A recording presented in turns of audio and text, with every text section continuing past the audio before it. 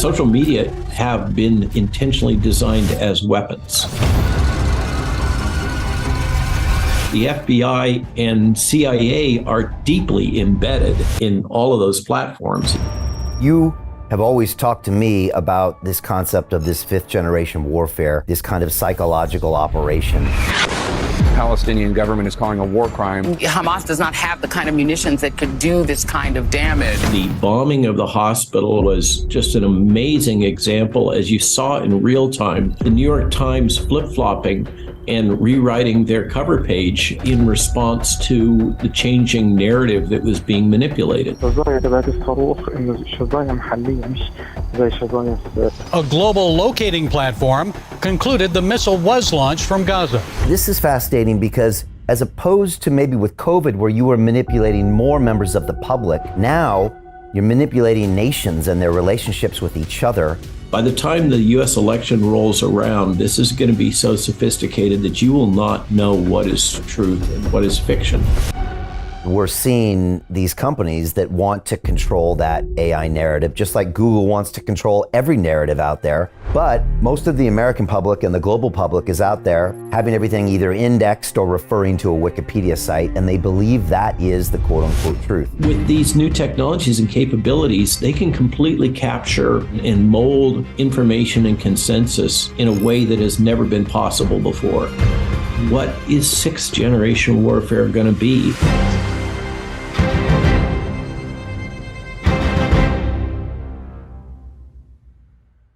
Hi, it's Brian Rose from London Real. You probably know that we've just recently been re-platformed on YouTube after 25 months completely in the dark. The truth is, I really need your help. What I really need you to do is click on that subscribe button right now, like this video, and maybe even leave a comment or share the link with friends. We're really fighting against an algorithm that's tried to keep us quiet for so long. And the more subscribers we have, the more people watch our content, the better guests we can bring you, the better content, and we can continue transforming lives. We've been doing this for 14 years now. I want to do this for another 14 years, but I really need your help. So click on that subscribe button, like the video, leave a comment, share this, and we're going to continue to bring you more and more great content. Thank you. This is London Real. I am Brian Rose. My guest today is Dr. Robert Malone, the internationally renowned physician, virologist, immunologist, and author. You are credited as the original inventor of mRNA delivery and vaccination as a technology, and have spent much of the last 40 years working on vaccine development with extensive experience in drug repurposing for infectious disease outbreaks. More recently, you've been subjected to censorship and defamation because you have criticized the U.S. government for its methods and standards of bringing vaccines to market in a safe and effective manner. Your mission is to bring back integrity to government, the biological sciences, and medicine. You ultimately believe that the White House has been corrupted by the medical industrial complex and that we are living through an information war where truth has become the victim. Dr. Malone, welcome back to London Real. Thanks so much for having me. It's a pleasure. I guess this is our third or fourth. I think it's our fourth. We did two remote, one in London, and maybe another one in London next month if you're here. I hope. It's always great to have these conversations. And look, Doctor, there's so much to talk about, but I also wanted to get your perspective on a new barrage of information that the world has received. And that's what's happening over in Israel right now. For the past 1 month, we've seen this major conflict. And so I kind of wanted to start there because I think you view these things through a different lens than many people do. I think when you see this information coming out, you kind of see the way that it's being used to kind of manipulate and get people to act, leaders, populations, et cetera. And so I kind of wanted to get your take on everything that we've seen in that Middle East region for the past month. So thanks for that lead in. Generally, I don't touch this because it is another third rail, using the metaphor of, the tube, I guess. My point of view on this is number one, it's extraordinarily complex in terms of the ethics, the history, the culture, and I don't see any clear-cut good guys here, and I think most of us can concur. There's the underlying issue of, does Israel have the right to defend itself against the incursion that occurred, which is undeniable, that rather brutal, primitive action took place. And so, but I don't want to go there in terms of who's right and who's wrong.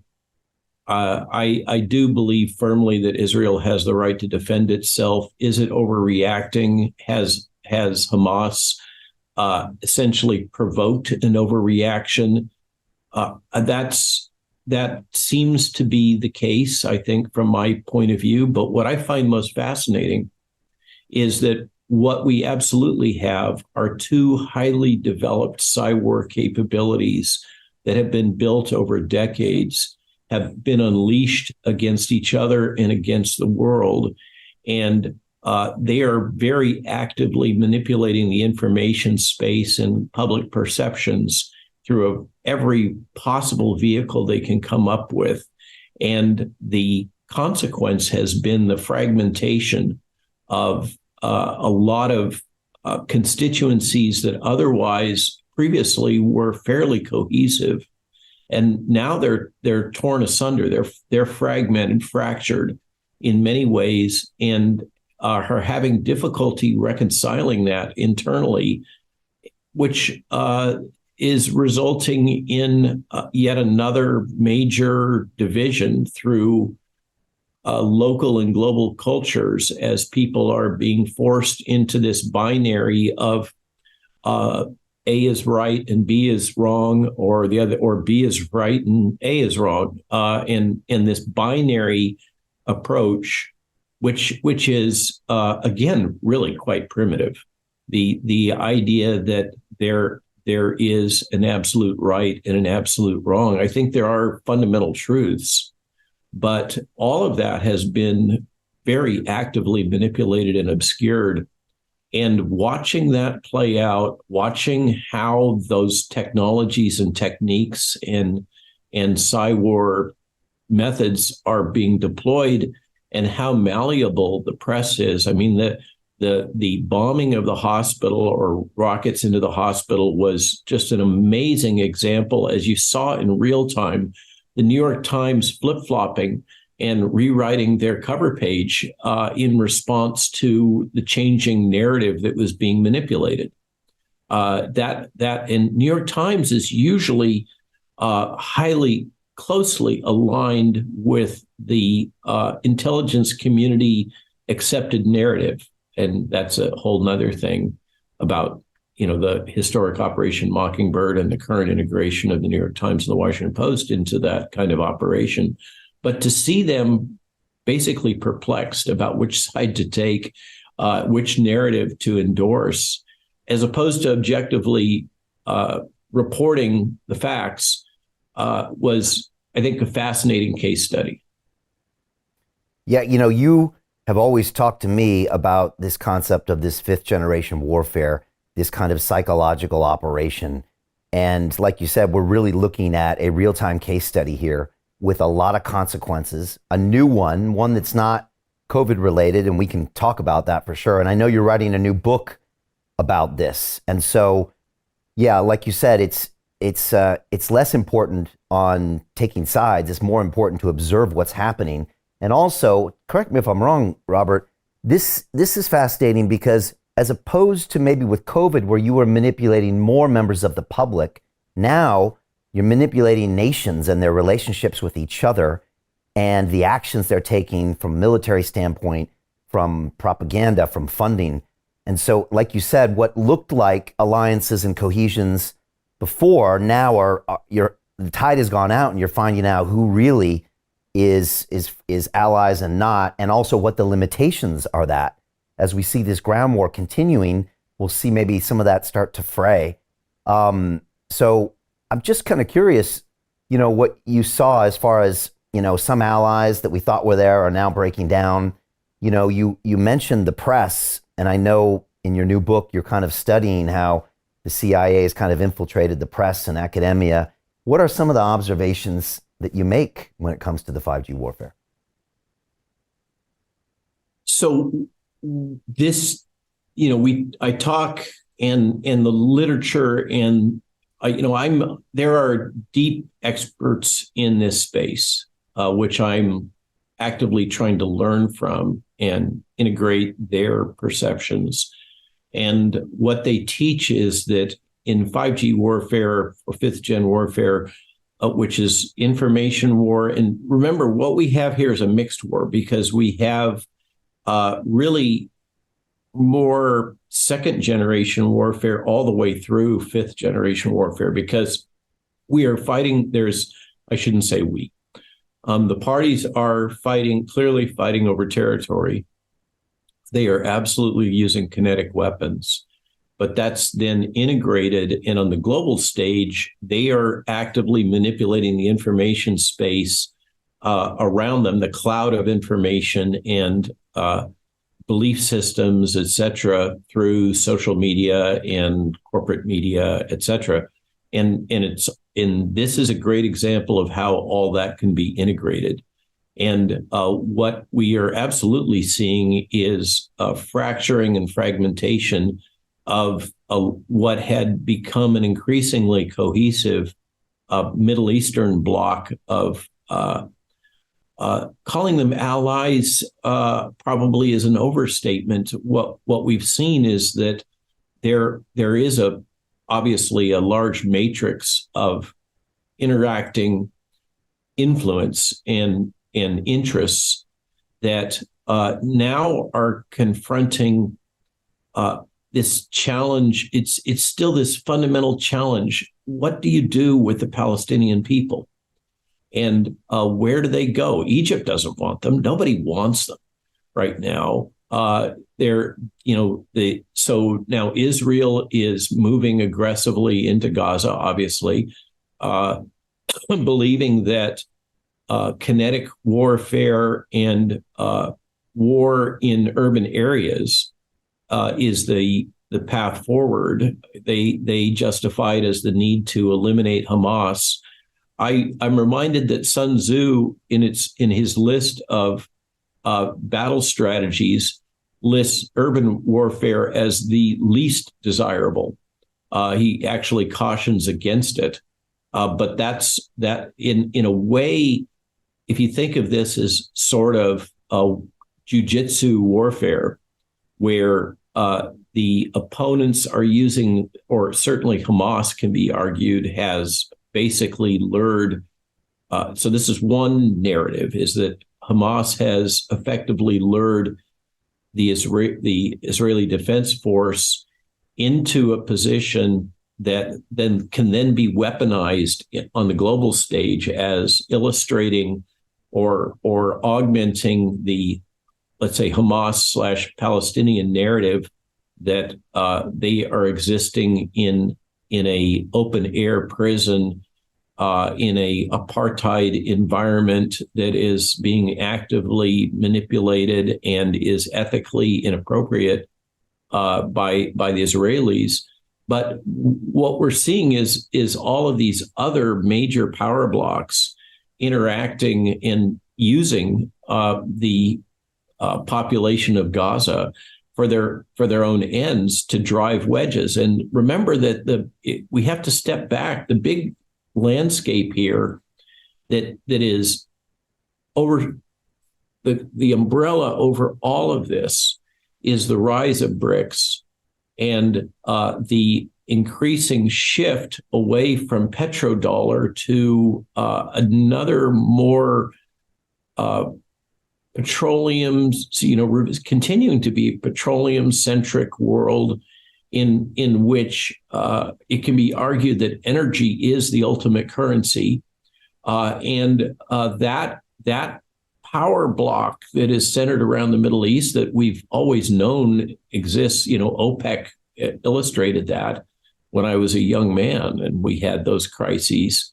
That is partially being fractured here, as the interests in the area are, what I see is that many of these, I'll call them Arab states or petrostates, are not, they're not well aligned with the Iranian Hamas axis.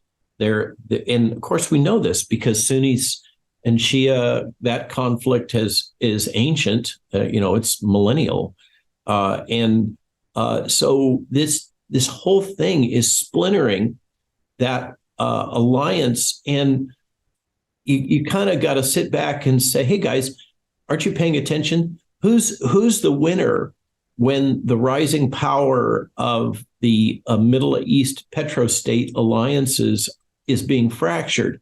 Well, a case can be made that the winner is the United States government. So it's so complicated.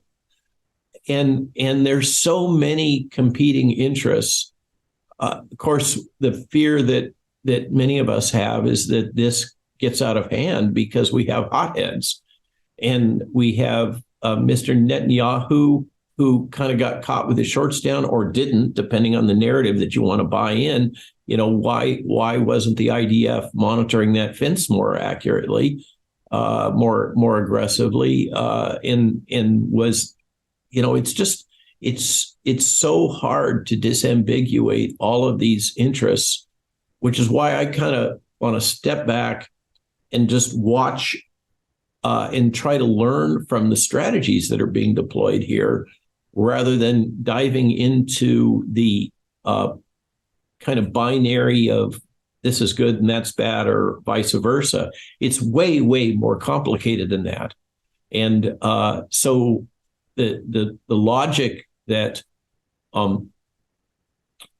this is all about Gaza and the Palestinians fails when you step back and think about the broader geopolitical aspect of what's going on here. And then there is this kind of apparent chronic need for the American military industrial complex to sustain itself through these small peripheral skirmishes. And if you think about that, the American military industrial complex has got this long history of piloting new warfare technology in these skirmish areas. A case can be made that the Southeast Asia conflict, extended conflict, was in many ways a opportunity to pioneer and develop rotary wing aircraft-based warfare in a jungle environment. The Twitter as a weapon, as I've spoken and written about in the past, was pioneered during Arab Spring. It was absolutely actively deployed during Arab Spring, and I found it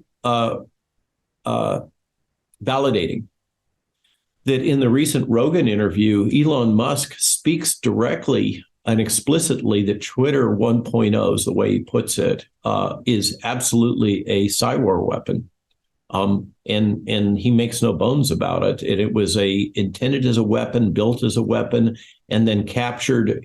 I think he's using the term by the left, and deployed as such.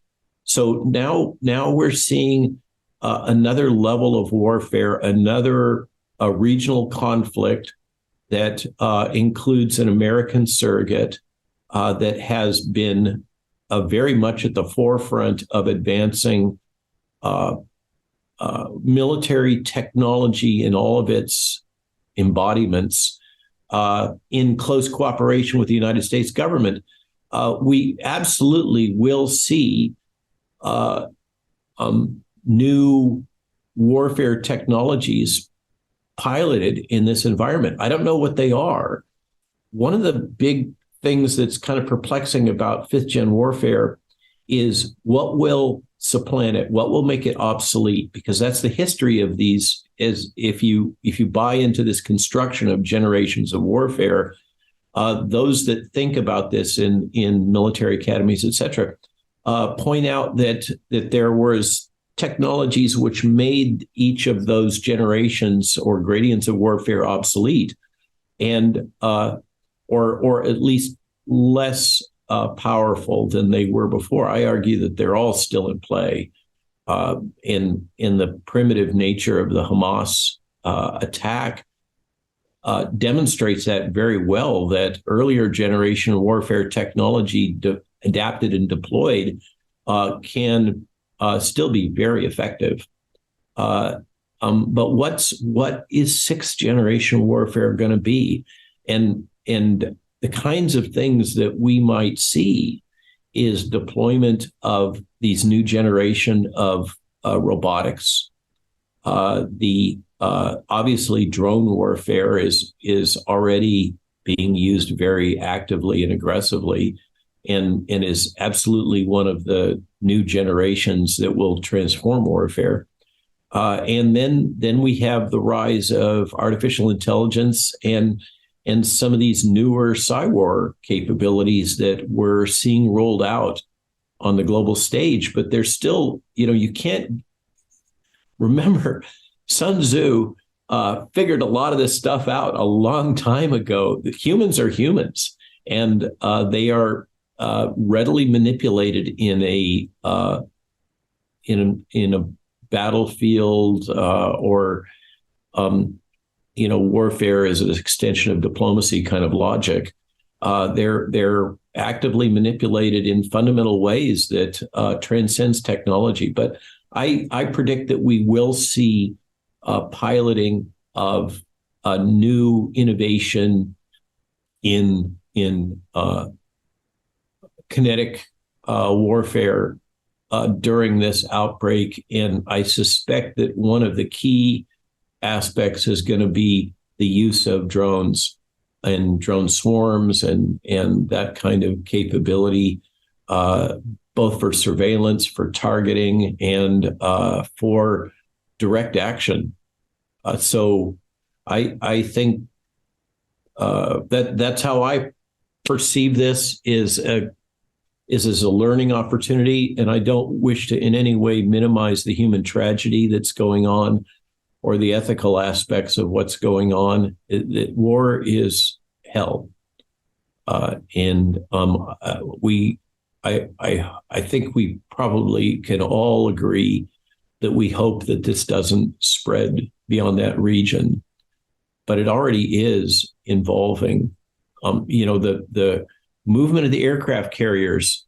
The naval aspects of this conflict have yet to emerge, and one of the things that many are watching carefully is, at what point are we going to see the hypersonic technology deployed, and are we going to see a demonstration that traditional navies are increasingly obsolete in the face of that kind of missile technology?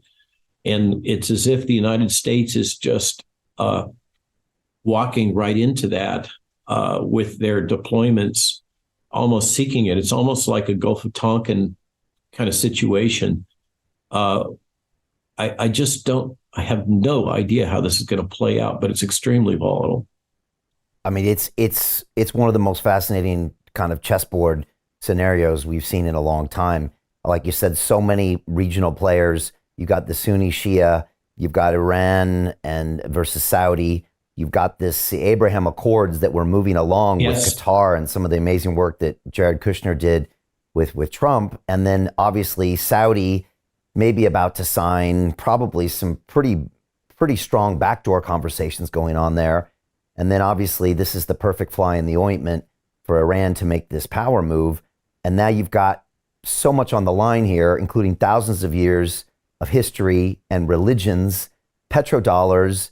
And now, of course, if you zoom way out, you can look at the US with the military industrial complex for making more money in innovation and potentially winning if the region is divided from petrodollar standpoint. And then you've got Putin weighing in, you've got nuclear capability from Israel and Russia. And then obviously Iran's trying to develop it, probably doesn't have it. And then I had Colonel McGregor here on a couple days ago, and he said the military is not what it was in 91. And it keeps acting like it is, and it's not. And you alluded to that, as in Navy probably is still living in 30 years ago where it really did have supremacy, but does it now? Like you said, with these hypersonic missiles, is the aircraft carrier really the threat it used to be? And now you've got commandos on the ground in Israel. That's been admitted by U.S. generals. And it's a real tinderbox of what can happen next. And there's a lot on the line. You mentioned the drone technology. I saw some really disturbing footage last night, Robert, where it was a low-tech version of that. A Hamas had a drone in the sky, and you could literally see it hover over Israeli troops that were just sitting on the ground, 20 of them, and it literally just released a bomb that it dropped. And they didn't play the footage past that, but there were going to clearly be casualties from that. These soldiers hadn't thought of that possibility. They were probably just outside of Gaza, and it was just hard to watch. Hard to watch. Wow. That the IDF would be naive about drone technology. Remember that Iran is supplying drones into the Ukrainian conflict. Iran has had people treat Iran as if it's this backwards bunch of camel riders. This is a powerful nation state with significant natural resource reserves, a deep, long, sophisticated cultural history in terms of politics and geopolitics. This is a culture that identifies its legacy as going back to the Persian Empire and beyond. Long memory of sophisticated political operations on a global stage, I'm constantly surprised by the immaturity of a lot of the thinking around Iran. This oversimplification. We have this tendency to want to see everything in terms of binaries: good, bad, black, white. And Iran is way more complicated than that. And it's clearly increasingly flexing its muscles. One of the problems with this economic blockade kind of strategy that the United States has deployed in conjunction with global finance is that it's forcing these nation states that have significant geopolitical interests that are being harmed by that strategy. And Russia is obviously one example, but Iran is another one.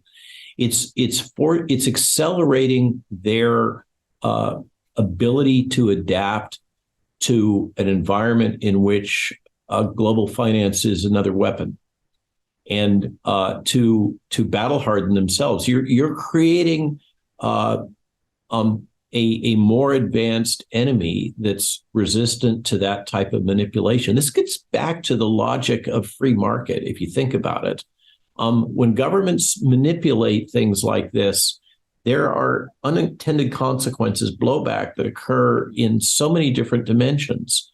And so I just, I think for the likes of you and I, sitting back and observing and trying to learn from this, and I know that you are, much of your activities these days support a large investor community. And I would imagine from an investor point of view, this is both a challenge and opportunity space. I don't mean in any way to minimize the human tragedy and ethics of what's going on, but the larger geopolitical ramifications, particularly as it relates to finance, are profound. And I don't know that any of us can see through. And all of this is occurring at the time you mentioned Putin and the reports of Putin's physical challenges in terms of his own health. We've got so many actors here, and we haven't even touched on China. and their interests. And China, the stated policy that they would love to see the United States dragged into 4 wars simultaneously, and this benefits their interests as it relates to Taiwan. And you can see. You also mentioned the logic that this strange belief that the United States maintains a fiction that they have the level of geopolitical military dominance that they had 2 decades ago. That those times have passed. The other day, I read Doug Casey's International Man. I don't know if that's on your radar, and not to give a shout out, but the other day I was reading an essay in which the line was inserted that kind of just rang my bells. The assertion was made that Russia now has the most powerful military, more powerful than the United States. And one of the underlying observations is that the Russian military industrial complex provides much more value per money. They don't have the corrupt integration into the government in the monopolization that has occurred in the United States military industrial complex. So a case can be made that the United States is paying about tenfold over what the Russian government is paying, excuse me, for equivalent technology or capabilities. And that's not sustainable. As you know, when you just think about this from an economic standpoint, and somebody make a solid case that war is really about economic battle, and that the economics underlying warfare are really the primary determinant of who will eventually win. And clearly, the United States has lost a lot of its manufacturing base, and willingly given it to the Chinese under the Clinton strategy that the future is in service industry, and now we're facing the consequences, and essentially this Gaza conflict is playing right into the Chinese strategy. All they have to do is sit back and watch the West kill itself, and then they can act as the grown-ups and step into the. Looking forward, who's going to be the peacemaker here? It could well be that it's going to be the CCP is going to step in as the grown-up in this environment and act as the broker, and in so doing, further leverage their global geopolitical position.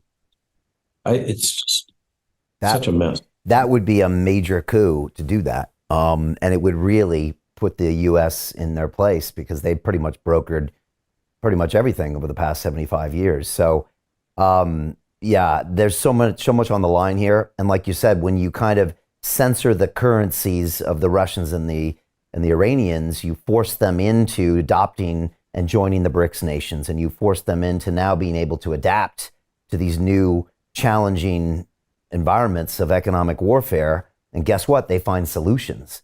And yes. They're not stupid. No, they're not They're stupid. very sophisticated cultures. Yeah, and you're training them. And again, like there was an assassination by Mossad a couple of years ago where they had a remote control gun that was in a pickup truck that killed one of the Iranian nuclear scientists. It was a serious operation. And they're not doing that because they got nothing better to do. They're doing that because, Iran was a major threat of developing this weapon, something that's not easy to do. So, but I agree with you. The narrative, I guess, coming from the West is, it's kind of this low-tech environment over there and unsophisticated, but clearly not. Those Hamas operatives were clearly trained somewhere other than Gaza when they went in for that operation, and that was probably done with some bigger partners. I want to ask you real quickly, Robert, about the information war, because there was an article, I think, in the New York Times yesterday that talked about a bunch of the imagery that we're seeing coming out of Gaza. And they traced it back to images that were actually from 10 years ago in Syria, from 12 years ago in Syria. There was one where there was like something in 2015 that happened in South America where like a young girl was like beaten up by a crowd. And they were now being reattributed to things that had happened in the past few days in Gaza. And, it's one thing to have the war, but obviously the information war or the magnification of that can be sometimes much more important. We saw Netanyahu publishing these kind of massive kill shots days after the invasion into Israel to kind of, I think, show his own citizens that he was doing the right thing or he was doing something.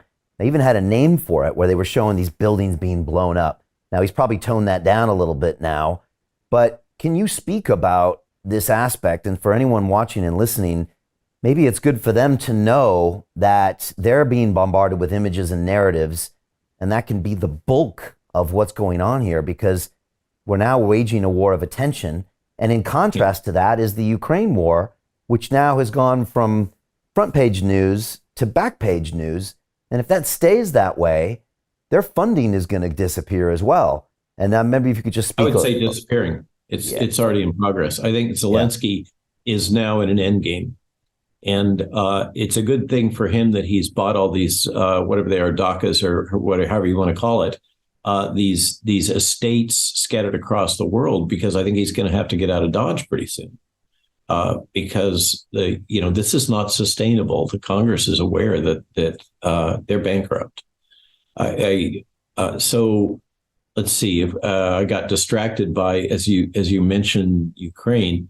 Reel me back and where you just because you talk about the 5G warfare, but the imagery that we're bombarded with, right? And so we're now this is, I think, one of the biggest threats, and I refer to this. I didn't, we're still trying to work out language.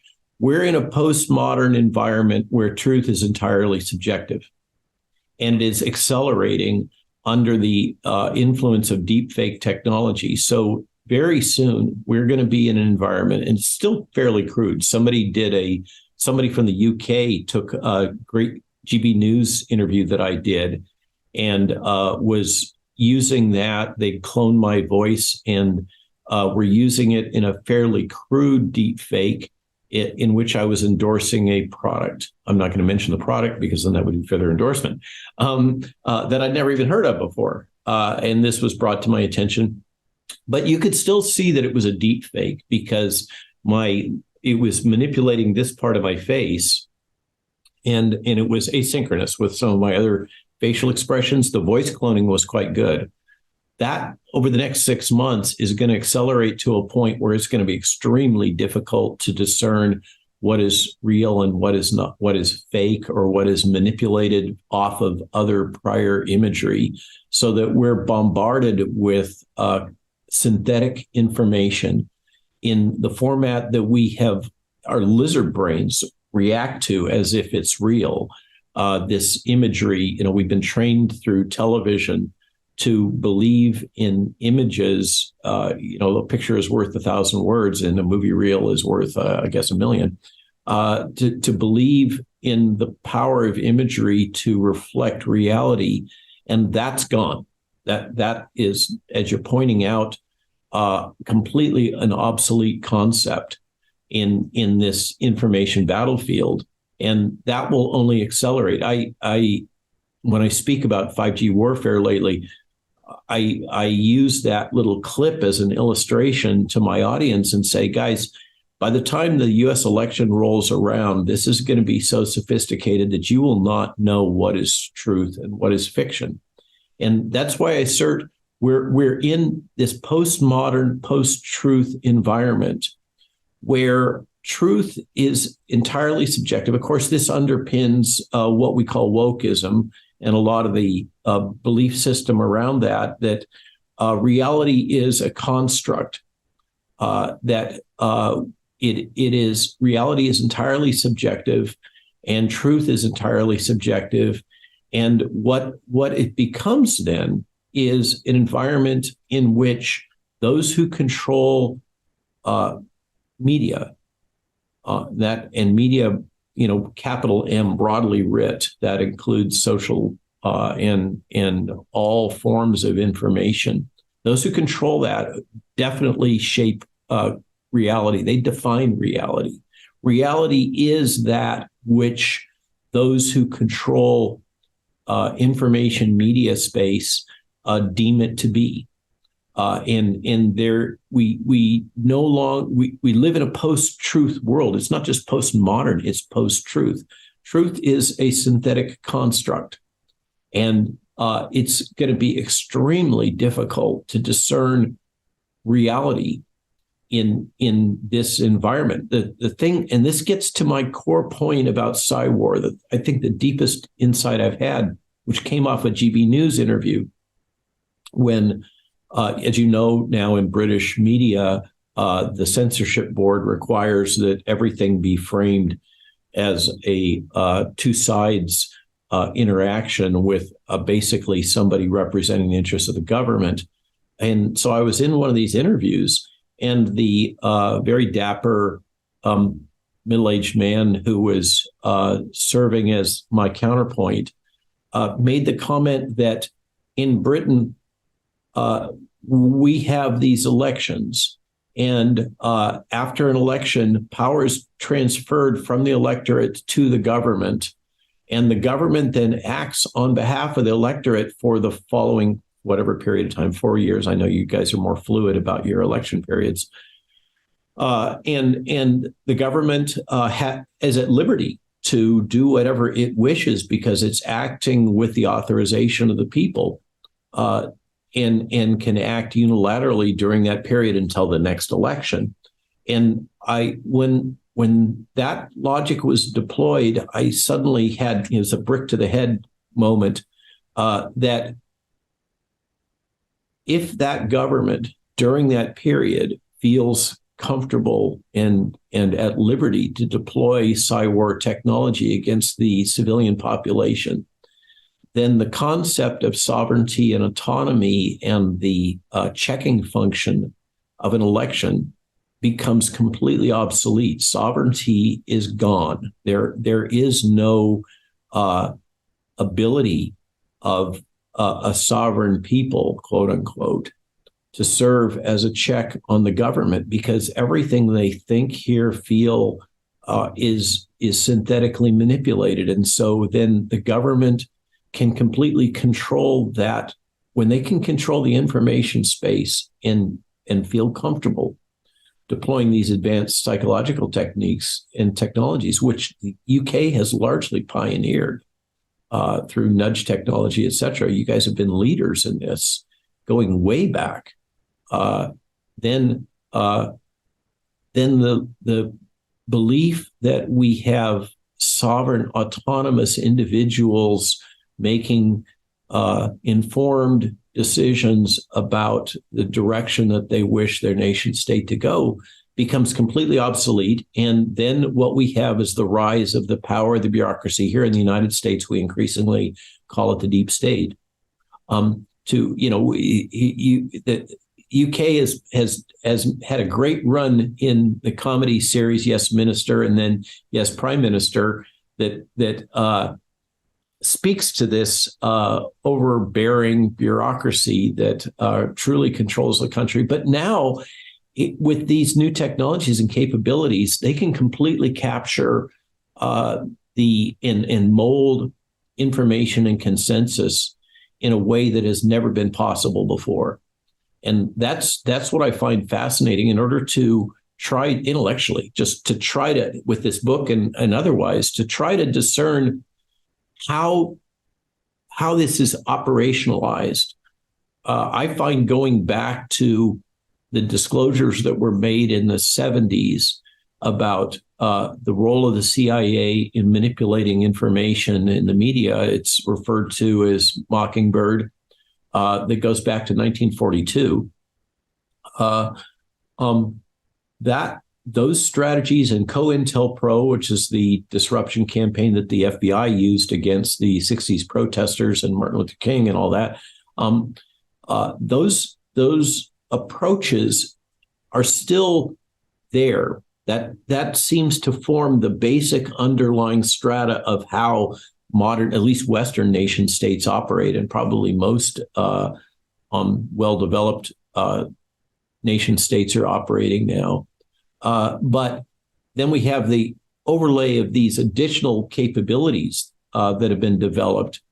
And again, just to loop back, so nice To continue watching the rest of the episode for free, visit our website londonreal.tv or click the link in the description below.